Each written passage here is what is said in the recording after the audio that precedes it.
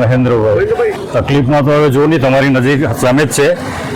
આખું જ અમારે હમણાં જવું હોય તો ફરીને માંડવી થઈને એમ જવું પડે, ત્યાં અમારે નજીક પડે એમ. એટલે દર વર્ષે આ તકલીફ રહી જ છે. આ બ્રિજનું કામ ચાલુ છે, જલ્દી પતે એવી અમે માગણી કરીએ છીએ.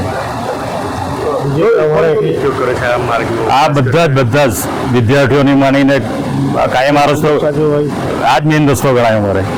આ ગામમાં જે અમારે લાગે છે આ જ મેન રસ્તો ગણાય. બ્રિજનું કામ લગભગ 3-4 વર્ષ જેવા થઈ ગયા છે લગભગ.